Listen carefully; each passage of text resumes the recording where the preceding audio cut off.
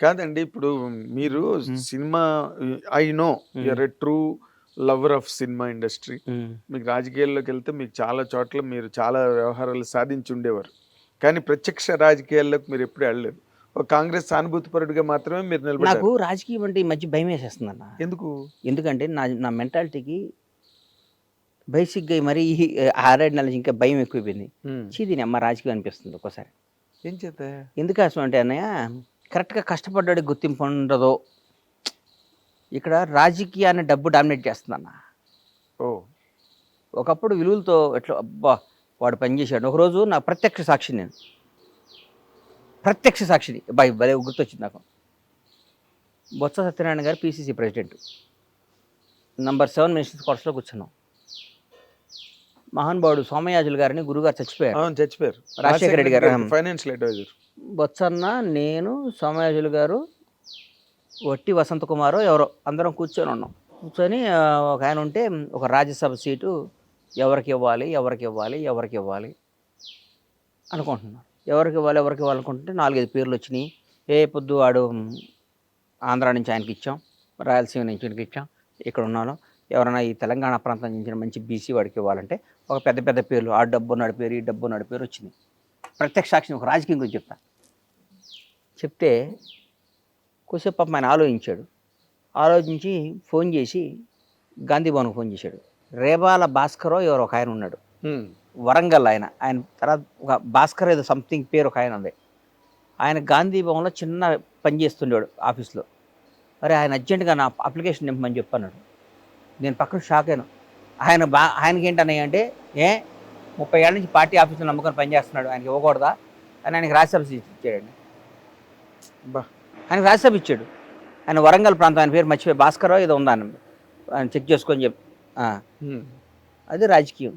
ఇప్పుడు 100 కోట్లు ఇస్తాడా, ఇటు 200 కోట్లు ఇస్తాడా, వీడికి ఫార్మా కంపెనీ ఉందా? మరి ఇప్పుడున్నది మీ కాంగ్రెస్ ఏనండి, పార్టీ. ఇప్పుడు కాదు, ఇప్పుడు మా కాంగ్రెస్ పార్టీ గురించి, గత రాజకీయాల గురించి చెప్తున్నా. ప్రస్తుత రాజకీయ పరిస్థితి. మా పార్టీ గురించి అట్లా. వీడికి గ్రనైట్ ఫ్యాక్టరీ ఉందా, వీడికి ఫార్మా ఉందా, వీడు ఎన్ని వందల కోట్లు ఇస్తాడు, ఈ డబ్బులకి ఇది అమ్ముదాం, అట్లా ఆలోచిస్తున్నారు. అట్లా ఆలోచించినప్పుడు కార్యకర్తకి ఎక్కడ న్యాయం జరిగింది? ఇక్కడ కార్యకర్త పార్టీ కోసం పిల్లని వదిలిపెట్టి అన్ని వ్యాపారాలు వదిలిపెట్టుకొని జెండా మోసి జై కాంగ్రెస్, జై కాంగ్రెస్, జై టీఆర్ఎస్, జై టీఆర్ఎస్, జై టీడీపీ, జై జనసేన అనే కార్యకర్తకి వాడు డబ్బు సంపాదించుకొని వాడు వ్యాపారం చేసి, వాడు వ్యవసాయం చేసి, వాడు వ్యాపారం చేస్తే వాడిని జెండా మోసి వాడు ఎవరు మోస్తారు? నువ్వు పిలుపునీయంగాలి ధర్నాలు ఎవరు చేస్తారు? నువ్వు పిలుపునీయంగాలి బంధువులు ఎవరు చేస్తారో? నువ్వు పిలుపునీయంగాలి నీ మీటింగులకు వచ్చి జై ఎవరు కొడతారు? నీ జై కొట్టే అంటే వాడికి ఒక రోజు పోతుంది. వాడు సంవత్సరంలో నువ్వు ప్రతిపక్షంలో ఉన్నప్పుడు ఒక 50 రోజులు 60 రోజులు ఈ ధర్నాల పనులు చేసి ఒక 50 రోజులు పండగలు పోయి వాడు ఎక్కడ సంపాదిస్తాడు జీవితంలో? నిజమైన కార్యకర్త ఎక్కడ సంపాదిస్తాడు? చూడాలి కదా వాళ్ళు. మనం వాళ్ళని చూడకుండా వాళ్ళని ఈ గత గవర్నమెంట్లో ఈయన రియల్ ఎస్టేట్ చేసి 1000 కోట్లు సంపాదించాడు. ఆ స్కామ్ చేసి ఆ 1000 కోట్లని పార్టీ తీసుకుంటే ఇక 300 కోట్ల 400 కోట్ల డబ్బులు వస్తాయి. ఆ 400 కోట్లు మన పార్టీకి ఉపయోగపడతాయి అని ఆలోచించినప్పుడు రాజకీయం చేయడం ఎందుకన్నా? కరెక్ట్. నేనేం చెప్తున్నానంటే కార్యకర్తగా పుట్టడం తప్పు కాదు, మీరు కార్యకర్తగా చచ్చిపోవటం అంతే కదన్నా. పాపం మన కార్యకర్తగానే ఉండాలా? నువ్వు ఏ ఎండగా గొడుగు బట్టి కాదు ఏ ఎండగా గొడుగు బట్టి ఎవరి దగ్గర వీలైతే అంతమంది దోసుకొని ఇవాళ ఈ పార్టీలో ఉండి, రేపు ఇంకో పార్టీలో ఉండి, ఎల్లుండి ఇంకో పార్టీ వస్తే, నేను అంతకుముందు కాంగ్రెస్లో ఉండి తర్వాత టీఆర్ఎస్లోకి వచ్చి మళ్ళీ ఇవాళ కాంగ్రెస్లోకి వచ్చి రేపు మళ్ళీ ఇంకోసారి బీజేపీ వస్తే బీజేపీలోకి వెళ్ళిపోయి ఇంకోసారి ఇంకో పార్టీలోకి వెళ్ళిపోయేవాడిదే రాజ్యం. అవును, అదే ఇవాళ రాజ్యం అది. అంటే ఇప్పుడు ప్రస్తుతం నేను 7th క్లాస్ చదువుతున్నప్పుడు ముగిలిగిద్ద స్కూల్లో షాద్నగర్లో ఉన్నప్పుడు బయటకు వస్తే ఇందిరాగాంధీ చచ్చిపోయింది. ఆ రోజు నాకు గుండెల్లో పడిపోయింది, అయ్యో పాపం అమ్మని చంపేశారా అని. అప్పటి నుంచి నేను కాంగ్రెసే. ఉండకపోని అధికారంలో రాకపోని కాంగ్రెస్ అంటే ఇష్టం అని నాలాంటి అడిగి రాజకీయం పనికిరాదని ఫీల్ అవుతున్నాను నేను. కానీ మీరు బాగానే వ్యవహారకర్త కూడా. లౌక్యం లేకపోవడం, కుండబద్దలు కొట్టినట్టు మాట్లాడి ఇవన్నీ ఉండటంతో పాటు మీరు మంచి వ్యవహారకర్త. అంటే ఒక వ్యూహాన్ని కరెక్ట్ గా ఇంప్లిమెంట్ చేయలేదు. అవన్నీ ఉపయోగం లేదన్నా, దాన్ని డామినేట్ చేస్తుంది డబ్బు. ఇవ్వాలి మీ దగ్గర డబ్బు లేదండి? డబ్బున్నా కానీ డబ్బు అంటే ఇట్లా నేను 1000 కోట్లు నా దగ్గర లేవు, 1000 కోట్లు. ఇప్పుడు రాజకీయం సీటు కొనాలంటే 200 కోట్లు కావాలి. రాజకీయం డబ్బుతో అయిపోయింది, ముడిపోయిపోయింది. ఇలా పెరిగిపోయింది రాజకీయం. ఇంతకుముందు రాజకీయాలు కాదు అది. చంద్రబాబు నాయుడు గారు, రాజశేఖర రెడ్డి గారు రాజకీయాలు కాదు. అదే మీరు ఇందాక చెప్పినట్టు కాంగ్రెస్ పార్టీ ఆఫీసులో 30 ఏళ్ళుగా పనిచేస్తున్న అతనికి తీసుకెళ్లి రాజ్యసభ ఇచ్చారు. ఆ రాజకీయం లేదు ఇప్పుడు. ఆ రాజకీయం ఎక్కడ ఉంది ఇప్పుడు? నిజం చెప్పండి. ఇప్పుడు లేదు. ఏ పార్టీలో ఉంది? ఏ పార్టీలో లేదు, ఏ రాష్ట్రంలోనూ కూడా లేదు. అంటే వాళ్ళని మనం తప్పుగా అనకూడదు. పార్టీ నడపాలంటే అది అవసరం. ఎగ్జాక్ట్లీ. అంటే ఇవాళ కాస్ట్లీ అయిపోయింది ఎలక్షన్ అన్నది కాస్ట్లీ. నేను కార్యకర్తలందరికీ చేతులు ఎత్తి మీ ద్వారా మళ్ళీ ఇంటర్వ్యూలు పద్దాలు ఇవ్వడం ఇష్టం లేదు చెప్తున్నా. కార్యకర్త వాడిచ్చే 500 కోసం 1000 కోసం దానికోసం కాదు, పార్టీ కోసం పనిచేసిన కార్యకర్తలందరూ నాయకులు అవ్వాలి. నాయకులందరికీ పదవరాలను కోరుకునే బలమైన కార్యకర్త నేను. చాలా గ్రేట్, చాలా గ్రేట్. అంతే కదా పాపం. ఇలాంటి ఆలోచనలు ఎవరికి ఉంటాయి? జెండా పాపం ఇలా విలేజెస్ ఉన్నారన్న, చాలా మంది చూస్తా. మా బూర్గుల షాద్నగర్ మా ఊరు చూస్తే టీఆర్ఎస్ వాళ్ళు కాంగ్రెస్ వాళ్ళు మాట్లాడుకోరు. ఇవాళ కూడా వాళ్ళిద్దరికి ఏ శత్రుత్వం ఉండదు, ఆస్తి తగాదు ఉండదు, కమ్యూనిటీ తగాదు ఉండదు, ఏ ప్రాబ్లం ఉండదు. ఆ టీఆర్ఎస్ వాడురా అన్నట్టు చూస్తాడు, ఏంటో వీడు కాంగ్రెస్ వాడని చూస్తాడు. ఇక్కడ పగల బాగానే ఉంటారు, నైట్ ఇద్దరు కలిసి మాట్లాడుకుంటారు. అన్న నువ్వు ఈ వ్యాపారం చేయి, నేను ఈ వ్యాపారం చేస్తుంటాను. అది ఎంత ద్రోహం అండి అది. చాలా చాలా. అది ఆ పని చేసే నాయకులు ఏం చేయాలండి మనం? అంటే రైవల్ పార్టీస్ మధ్యలోనే ఇలాంటి సందులు ఉన్నాయి. రైవల్ పార్టీస్ అనుకున్నవే. నువ్వు నిన్ను గెలిపించిన కాంగ్రెస్ కార్యకర్తల మనోభావాల దెబ్బతీసి, నిన్ను గెలిపించిన కాంగ్రెస్ పార్టీ కార్యకర్తల కసిని పణంగా పెట్టి వాళ్ళని గెలిపిస్తే, నువ్వు ఇక్కడ వచ్చి టీఆర్ఎస్ వాడికో ఇంకో బీఆర్ఎస్ వాళ్ళకో ఇంకో బీజేపీ వాళ్ళకి పనిచేసి వాళ్ళతో ఫ్రెండ్షిప్ చేసి వాళ్ళతో మాట్లాడితే కార్యకర్త నువ్వు ఎట్లా ఉంటుందండి? అప్పుడే ఆత్మాహుతి దళాలు తయారవుతాయి. అంత దూరం రాణించుకోకూడదు మనం, అంతేగా, అంత దూరం రాణించుకోకూడదు. ఈ మధ్య ఇప్పుడు అవతలాడు ఎందుకు బలపడ్డాడు? వాడు గతంలో అధికారంలో ఉండి వాడు అన్ని చేసుకున్నాడు కాబట్టి బలపడ్డాడు. నువ్వు ఎందుకు వీక్ అయ్యావు? గత 10 ఏళ్ళు నువ్వు అధికారం లేవు, నీవంతా పోరాడటం జరిపోయింది. పోరాడేవాడి దగ్గర పైసలు ఎక్కడ ఉంటాయి అన్న? పోరాడేవాడి దగ్గర ఉంటాయి, నిజం చెప్పు. 100% ఎట్లుంటాయి అన్న? వాడు బదులు లేచిన కాడి నుంచి పోరాడు. ధర్నాకి వెళ్ళాలి, పార్టీని అదిగా పడాలి, రైలు రోకో చేయాలి, బస్సు రోకో చేయాలి. వాడు గౌగా తెల్ల బట్టలు ఇస్త్రీ చేసుకొని నీట్గా వేసుకొని కాంగ్రెస్ కండవా కప్పుకొని పరిగెత్తుకుంటే జెండా కప్పుకొని అరిచేవాడి దగ్గర డబ్బు ఎక్కడ వస్తాయి? న్యాయం కదా, ధర్మం. ఏదైనా ధర్మం మాట్లాడాలి, న్యాయం మాట్లాడాలి. నువ్వు వాళ్ళు ఇంకా వాళ్ళు అట్టే మోస్తారులే ఏంటి అంటే ఎట్లా? అంటే ఇప్పుడు మీరు మాట్లాడుతున్న మాటల ద్వారా మీకు ఎక్కడో ఒక రకమైన అసంతృప్తి అస్సలు లేదు. నాకు అసంతృప్తి అనేది నా బ్లడ్లోనే ఉండదు, నా బ్లడ్లోనే ఉండదు అసంతృప్తి. నాకేం అసంతృప్తి అన్న? నాకేమన్నా కావాలంటే లాక్కొచ్చుకుంటా పోయి. నేను సారీ, డోంట్ మిస్అండర్స్టాండ్ మీ గణేష్ గారు. అసంతృప్తి అన్నది మీకేదో కావాలి, నాకు అసలు మీకు దొరకట్లేదన్న యాంగిల్ కాదు నేను అంటున్నాను. నేను కార్యకర్తలందరికీ న్యాయం చేయండి నాయన. గత జరగట్లేదా? అరే జరుగుతుందో జరగట్లేదో నాకు నా మనసుకు వచ్చి చెప్తున్నా. జరిగితే హ్యాపీ, జరిగితే ఫస్ట్ సంతోషపడేది నేను. కాంగ్రెస్ కార్యకర్తలు అధికారికంగా హ్యాపీగా లబ్ధి పొంది తృప్తి పడితే ఫస్ట్ ఆనందించేది బండ్ల గణేష్. లబ్ధి పొందకపోతే ఇవాళ ఆంధ్రప్రదేశ్ ఉంది సార్, పక్కన ఆంధ్రప్రదేశ్ ఉంది. అవును. 5 ఏళ్ల తర్వాత చంద్రబాబు గారికి వాట్ ఈజ్ లైఫ్ అనేది తెలిసింది. అవును. చంద్రబాబు కంటే గొప్ప పొలిటీషియన్ ఇండియాలో ఎవరు ఉన్నాడా? నిజం చెప్పండి, నిజం చెప్పండి. ఎవరు లేరు, అంత సీనియర్ వెటరన్ పాలిటీషియన్. నిజం చెప్పన్నా. ఇండియాలో మొత్తం 40 ఏళ్ల రాజకీయ పరిణామాలను చూసిన తొనకడో బెనకడో. అవును. 72-73 ఏళ్ళలో జైల్లో వేసిన తొనకలా బయటకు వచ్చాడు బాంచేత్. జైల్లోంచి నేను ఎట్లా వస్తాడా అని ఎదురు చూస్తున్నాను టీవీలో. షూ వేసుకొని అమ్మ సింహంలా బయటకు వచ్చాడు. అవును. ఆ లోపల ఏ క్షణం చంపేస్తారని భయంతో కూడా. అవును. అంతకంటే గొప్ప పాసిబిలిటీ ఏం జరగడానికి ఎవరైనా ఉన్నారా? ఊరికి అడుగుతున్నా.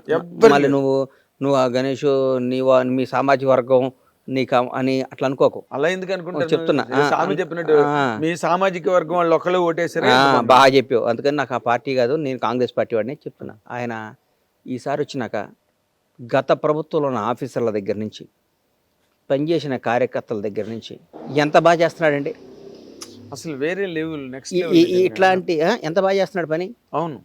బికాస్ ఆఫ్ అందరూ అంటున్నారు మీ సార్ కాదు, చంద్రబాబు గారు కాదు, లోకేష్ కూడా అంటున్నారు. ఏదో ఒకటి వాళ్ళ టీమేగా, మొత్తం టీం. ఇందాక అన్నట్టుగా పేరు చంద్రబాబు నాయుడు గారిదే కదా. వాళ్ళు మంచి సలహా మంచి ఫట ఫట ఫట ఫట చైర్మన్ వేసేసుకున్నాడు. ఫట ఫట ఫట ఫట మన ఆఫీసులు అందరం మర్చిచాడు. ఫట ఫట ఫట గత ప్రభుత్వం చేసిన తప్పులందరినీ ఎత్తి చూపే వాళ్ళందరినీ విక్టిమ్ చేసి పారేసాడు. అక్కడ తిరుపతి అన్నది ఒక్కసారి విక్టిమ్ చేసాడు. అవును, విక్టిమ్ చేశారు. అంటే వణుకు అనేది ఏంటో చూపించాడు వాళ్ళకి. బాబు మనం ధర్మంతో నడవాలి, మన ఆఫీసులో మన పని మనం చేయాలి, తప్పు చేయకూడదు, ఒకటి చెప్తే వినకూడదు అని చేశాడు. మేము ఎక్కడ చేస్తున్నాం? మేము చేస్తున్నాం ఇక్కడ లేదు. గత ప్రభుత్వం చేసిన వాళ్ళ ఆఫీసుల దగ్గర పని చేస్తున్నాగా. అన్న నువ్వు మా దగ్గర అకౌంటెంట్ శ్రీనివాస్ గారు ఉండేవాడు. మా అకౌంటెంట్ శ్రీనివాస్ గారు ఒక 1 ఇయర్ దాదాపు 13 ఏళ్ళు పనిచేశాడు నా దగ్గర. నేను ప్రొడక్షన్ లేదు కదా శ్రీనివాస్ గారు, ఇక్కడ జాబ్ చేసుకోండి, మన సినిమా చేయట్లేదు కదా. పాపం ఆయన చాలా మంచోడు, బాగా చదువుకున్నాడు. చేస్తే వేరే కంపెనీలో జాయిన్ అయ్యాడు. పేరెందుకులే, జాయిన్ అయితే ఇప్పుడు కూడా ఈ రోజుకి కూడా నేను ఆయన పాపం జీతం వేయను, ఆయనతో ఏం చేయను, ఫోన్ చేసి సార్ ఇమ్మీడియట్గా ఫ్లైట్ టికెట్లు బుక్ చేయండి అని చెప్తా. సార్ కొంచెం మన ఇన్కమ్ ట్యాక్స్ ఆ పని చూడండి అని చెప్తా. శ్రీనివాస్ గారు పలానప్పుడు మన పలానాది ఉంది కదా, అదేమైందో చెక్ చేయండి అని చెప్తాను. అన్ని పనులు చేస్తాడు. ఎందుకు చేస్తాడు? నా దగ్గర 13 ఏళ్ళు పనిచేసాడు అన్న ప్రేమ ఉంటుందిగా. ప్రేమ ఉంటుంది, 100% ఉంటుంది. ఆ టైంలో మీరు చూపించిన ఆదరణ కూడా ఉంటుంది కదా. కారణం అవుతుంది. ఇప్పుడు కూడా సేమ్ అంతేగా. ఆఫీసర్లు ఉన్నారు, 10 ఏళ్ళు బీఆర్ఎస్ గవర్నమెంట్లో పనిచేశారు. ఆ మంత్రి మాజీ మంత్రి ఉండొచ్చు, ఫోన్ చేసి నాగేంద్ర కుమార్ గారు పలానా పండ్ల గణేష్ని పంపిస్తున్నా, కొద్దిగా వీలైతే హెల్ప్ చేయండి అంటే నువ్వు చేస్తావు చేయవన్నా? చేస్తారు. అది రాకూడదు అంట నేను. అది ఎట్లా జరుగుద్ది? మరి దానిలోని మీరు అది ఎట్లా జరుగుద్ది? అది జరగకూడదు కదా. జరగకూడదు. మాకు జరగాలి, కాంగ్రెస్ కార్యకర్తలు జరగాలి, కాంగ్రెస్ పార్టీ వాళ్ళకి జరగాలి. ప్రతి ఒక్క లబ్ధి మంచి చెడు కాంగ్రెస్ కార్యకర్తలకే జరగాలని కోరుకుంటాను నేను. అవును, 10 ఏళ్ళు పోరాటం చేశారు కదా మీరు. మాకు జరగకుండా నువ్వు వాళ్ళ ఆఫీసర్లు తప్పే ఉంది. ఆఫీసర్ తప్పే ఉంది సార్. నువ్వు ఆఫీసర్కి నువ్వు గతంలో ఆ పదవిని ఉంచకూడదు. నువ్వు ఇప్పుడు చంద్రబాబు నాయుడు గారు ఎలాగైతే ప్రక్షాళన ఉండాలి, ఉండకూడదు. ఎందుకు? వాళ్ళు లేకపోతే ఎవరో చేయలేరండి అని ఒక ఆయన పొరపాటున ఆయన చచ్చిపోతే రాష్ట్రం ఆగిపోయిద్దా? ఎలా అయిపోద్ది? రాజశేఖర రెడ్డి గారు లాంటి మహానుభావుడు చనిపోతేనే రాష్ట్రం ఆగలే. ఆంధ్ర తెలంగాణ విడిపోద్ది అనుకున్నారా? విడిపోతే 2 రాష్ట్రాలు ఎవడిపోయినాడు చేసుకోవట్లే. రేపు ఇంకో 5 ముక్కలైనా ఎవడబడినాడు చేయడు. ఎందుకు మరి? కేసీఆర్ పుట్టినవాడు చచ్చిపోక తప్పదు, చచ్చిపోయినాడు మళ్ళీ పుట్టక తప్పదు. ధర్మవుతున్నావు. ఇప్పుడు కేసీఆర్ గారు నువ్వు బతకటం అనేది ఎట్లా బతుతావు నువ్వు? ఇప్పుడు ఒకటి ఉన్నావు అన్న, నువ్వు జర్నలిస్ట్గా ఉన్నావు, జర్నలిస్ట్ మానేస్తే ఒక దగ్గర పిఎస్గా ఉంటావు, ఇంకో దగ్గర ఆఫీస్లో పనిచేస్తావు. కానీ నేను జర్నలిస్ట్గా మానేశాను కాబట్టి బతకను ఆత్మహత్య చేసుకుంటావు. ఎవరు చేసుకుంటావు? గుర్తుపెట్టు. ఒక్క రోజు బాధపడతావు, 2 రోజులు పని చేసుకుంటావు. అవును, ఒక్క రోజు కూడా బాధపడు, ఇంకో పని చేసుకుంటా. అంతేగాని నేను అంటున్నది అది. మరి ఎందుకు మీకు కాంగ్రెస్ పార్టీకి సంబంధించి ఆ రకమైన సమూలకమైన మార్పులు ఎందుకు రావట్లేదు? దాని మీద ఎందుకు కాన్సన్ట్రేషన్ జరగట్లేదండి? చేస్తారేమో పెద్దలు, ఇప్పుడిప్పుడే బయటకు చేస్తారేమో, మరి అది నాకు అర్థం కావట్లేదు. అది వాళ్ళ ఇష్టం. వాళ్ళ ఇష్టం. ఇప్పుడు అన్న మంచి అమ్మాయిని ఇచ్చి కాపురం చేయమని ఇచ్చారు. 10 ఏళ్ళు దగాపడ్డ ఈ రాష్ట్రాన్ని అన్ని అయిపోయిన వాళ్ళకి అరే అద్భుతంగా చేయండి అని మన చేతికి ఇచ్చారు. బాగా చేసామనుకో సంసారం కంటిన్యూ అవుద్ది. మన కాపురం సరిగ్గా చేయలేదు అనుకో మన పెళ్ళాం మన వదిలిపెట్టి వెళ్ళిపోతాయి. అధికారం కూడా అంతే అన్న, అంతేగా. దివ్యధర పెద్ద మాస్టర్ సైన్స్ ఏముంది? మనం బాగా చేస్తే ఇంకో 5 ఏళ్ళు వేస్తారు, ఇంకా అద్భుతంగా చేస్తే ఇంకో 5 ఏళ్ళు వేస్తారు, చేయలేదనుకో 5 ఏళ్ళకి పంపించేస్తారు. 5 ఏళ్ళ వరకు ఆగుతుందంటారా? 5 ఏళ్ళు రేవంత్ రెడ్డి అనేవాడు ముఖ్యమంత్రి, దాంట్లో డౌట్ లేదు. అంతేనా? అంటే మధ్య వినిపించే మాటలు మిడ్ టర్మ్ వస్తుంది, కేసీఆర్ మళ్ళీ గవర్నమెంట్ లోకి వచ్చే ఏంటన్నా వచ్చేది? 5 సంవత్సరాల దాకా ఎలక్షన్ రాదు, 5 ఏళ్ల దాకా రేవంత్ రెడ్డి గారు ముఖ్యమంత్రిగా ఉంటాడు. తర్వాత ఎలక్షన్ మేము బాగా చేస్తే మళ్ళీ మాకు ఓటేస్తారు, బాగా చెబితే ఓడిపోతాం. అది ఈ దిశగా నడుస్తున్నాయా? పావులు కదులుతున్నాయా? పావులు అంటే బాగా జరుగుతుంది. ఒక నిర్ణయం చాలన్నా రాజకీయం మళ్ళీ ఇంకోసారి రావడానికి, ఒక నిర్ణయం చాలు ఓడిపోవటానికి. అవును, చంద్రబాబు నాయుడు గారు అధికారంలో రావడానికి రాజమండ్రి ఒకే నిర్ణయం, పవన్ కళ్యాణ్ గారు జైల్లోకి వెళ్ళి రావటం, ఎలక్షన్ అయిపోయింది. క్లోజ్. ఆ రోజే గెలిచారు. నిజం చెప్పు. పవన్ కళ్యాణ్ అనేవాడు ల్యాండ్ అవటము అయిపోయింది, చంద్రబాబు గారు చేయబట్టుకోవటం, ఇద్దరు నాటి రావటం, ఆ రోజు ఎలక్షన్ అయిపోయింది చెప్పి నేనే చెప్పాను. వాస్తవం ఏదైనా అంతే. నేను హర్యానా ఉంది, లక్షల మంది కాంగ్రెస్ వస్తుంది అన్నారు, నేను కూడా నమ్మే బలంగా కాంగ్రెస్ వస్తుంది, ఓడిపోలా. మనం ఒక్క జీవితంలో మంచి చెడుకు ఒకే నిర్ణయం అన్నా.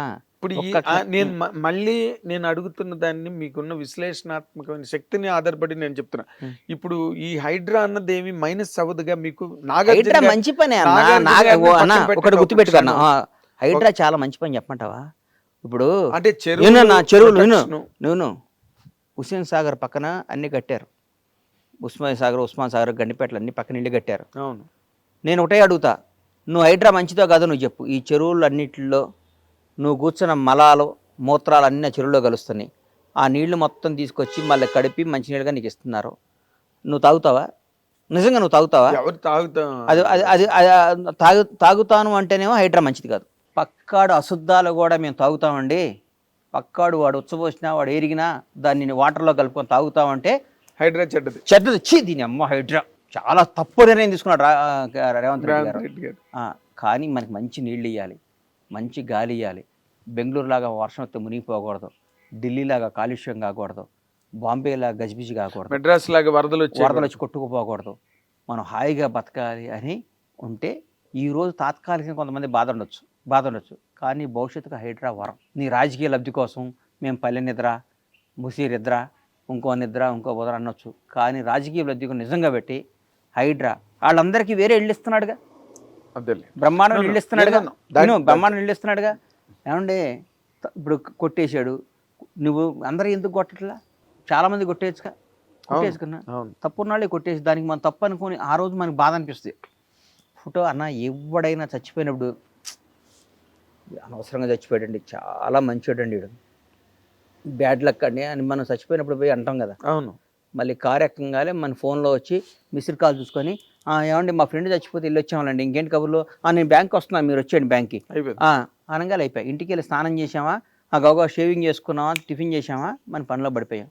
మళ్ళీ 15 రోజు వీలైతే వస్తాం, లేకపోతే రాహం.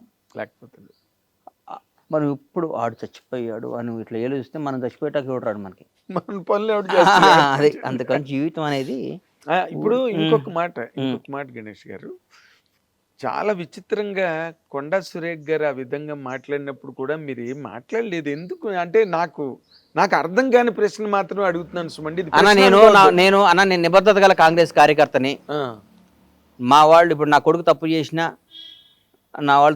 నా కొడుకు దొంగ అని నేను అనలేను, నా కొడుకు తప్పు చేసినా నేను అన్నాను. నా మనసులో ఉండే పర్సనల్గా అక్క నువ్వు అట్లా మాట్లాడుకుంటే బాగుండేది అని అంటా కానీ నేను అనలేదు. కలిసినప్పుడు చెప్తా అక్క అంటాను, అంతేగాని నేను విపరీతంగా ఎదురు తిరిగి మాట్లాడింది.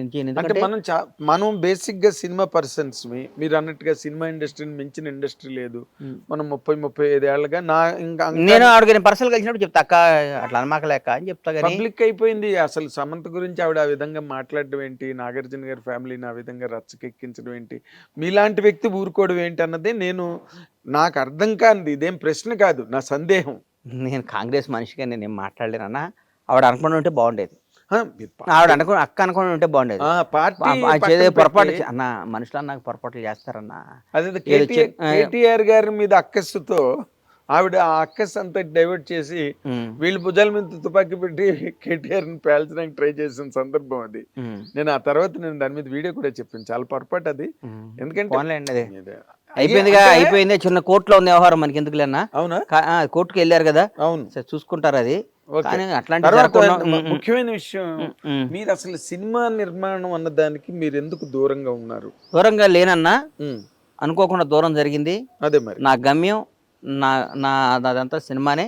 తప్పకుండా సినిమాలు తీస్తా, తప్పకుండా ఇండస్ట్రీని బ్లాక్ బస్టర్లు ఇస్తా, అందులో డౌటే లేదు. అంటే ఎప్పటి నుంచి నేను అనుకుంటున్నా ఈ మంచి సినిమా తీస్తే అన్న ఎంట్రీ ఎట్లా ఉండాలంటే, ఎంట్రీ ఎట్లా ఉండాలంటే మామూలుగా ఉండకూడదు, అట్లా ఉండాలి, అట్లా తీయాలి. ఏదో సినిమా తీయటం ఎంతసేపు అన్న, రోజు 10 క్లాపులు కొట్టచ్చు. కరెక్ట్. బట్ చిరంజీవి గారితో మీరేమి ప్లానింగ్ అవకాశం లేదా? మీరు అడిగారా? ఎందుకంటే ఇప్పుడు మీరు చాలా అత్యంత సన్నిహితులు వాళ్ళ కుటుంబానికి అని. అట్లా మనం అది నేను అనుకుంటున్నా కదా, వాళ్ళు అనుకోవాలిగా. అట్లా అదేముంది కానీ చిరంజీవి గారు తెలుగు జాతికి సన్నిహితులు. అఫ్కోర్స్ ఇండస్ట్రీలో ఎవరికి ఏ కష్టం వచ్చినా ముందు నేనున్నా అని రియాక్ట్ అయ్యే మహోన్నత వ్యక్తి నాకు అసలు డౌటే ఉంది. జర్నలిస్టులు కానీ కాదు, జర్నలిస్టులు కానీ ఒక ఏ ప్రొడక్షన్లో రంగం కానీ ఎవడున్నా కానీ, అందుకని దేవుడు ఆయనకు అన్ని ఇచ్చాడు, ఆ స్టేటస్ ఇచ్చాడు. మంచిత నడుస్తుంటే నేను అంటా కదా, ఆయన ఒక లిమిటెడ్ ఎడిషన్ ఆయన లిమిటెడ్ పీస్, అది భగవంతుడు సృష్టించిన లిమిటెడ్ పీస్లో కొన్ని, అందులో ఆయన చిరంజీవి అనేది ఒక లిమిటెడ్ పీస్. చిరంజీవి పుట్టాడు, ఆయనతో పాటు వచ్చిన సమకాలీకులు అందరూ, ఆయనతో వచ్చిన వాళ్ళందరూ ఎట్లున్నారు, ఆయన ఎట్లున్నాడు. నేను ఈ ప్రశ్న మొట్టమొదటి మిమ్మల్ని అడుగుతున్నాను. ఈ కంటెంట్ మీద నేను రాసిన కంటెంట్లు ఉన్నాయి, నేను వీడియోలు చెప్పినవి ఉన్నాయి, కానీ వ్యక్తిగతంగా నేను అడగడం అన్నది మీరే మొట్టమొదటి వ్యక్తి. చిరంజీవి గారికి భారతరత్న రావడం మీద మీ తాలూకు ఒపీనియన్ ఏంటి చెప్పండి. రావడం అది ఆయనకి మన భారతరత్న గౌరవించుకున్నట్టు అని ఫీల్ అవుతాను. బస్ ఎందుకంటే ఆయనకి అర్హత ఉంది అన్న. ఆయన భారతరత్న మనం గౌరవించుకోవాలంటే చిరంజీవి గారు అంటే ఇవ్వాలి. ఏంది సార్, ఎక్కడ మనిషి ఆయన, ఏంది ఆయన బ్యాక్గ్రౌండ్ ఏంది, ఆయన ఎక్కడి నుంచి వచ్చాడు, ఏం వచ్చాడు, ఒక కాంట్రవర్సీ ఉంది ఆయనకి, ఒక వ్యవహారం. మన భారతరత్న గౌరవించుకోవాలంటే చిరంజీవి గారు లాంటిని చూస్ చేసుకోవాలి. కరెక్ట్. ఆయన బ్లడ్ బ్యాంక్ పెట్టుకున్నాడు. బ్లడ్ బ్యాంక్ కాదు, ఒకటి కాదు, ఒక క్యారెక్టర్ ఏంటి, ఒక అచీవర్, ఒక మనిషి, ఒక మానవత్వం, ఒక మంచితనం, ఒకడిని సమాజ సేవ అని పక్కన పెట్టన్నా.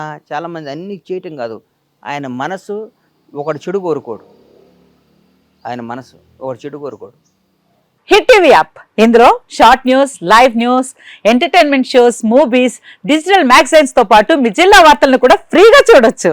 అంతేకాదు, కేజీ నుంచి పీజీ వరకు విద్యార్థులకు స్కాలర్షిప్ కూడా అందిస్తున్నాం. ప్రతి వారం 10 మందికి లక్కీ డ్రా ద్వారా ఒక్కొక్కరికి 10,000 రూపాయలు అందిస్తున్నాం. ఇంకెందుకు ఆలస్యం, వెంటనే హిట్ టీవీ యాప్ ని డౌన్లోడ్ చేసుకుని ఫ్రీగా ఎంటర్టైన్మెంట్ పొందండి. Hit TV app. Hit TV app.